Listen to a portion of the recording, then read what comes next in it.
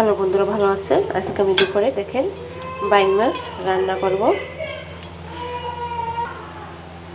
প্রথমে কড়াইতে দিয়ে দিলাম সাদা তেল, পরে পেঁয়াজ কুচি দিয়ে দিলাম, দিয়ে দিতে আদা রসুন বাটা, দিয়ে দিতেছে কাঁচা লঙ্কা বাটা, দিয়ে দিতেছে পরিমাণ মতো হলুদের গুঁড়া, স্বাদ মতো লবণ।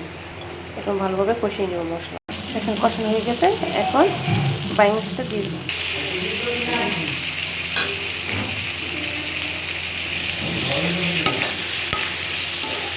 দেখে কষানো হয়ে গেছে, এখন জল দিয়ে দেবো।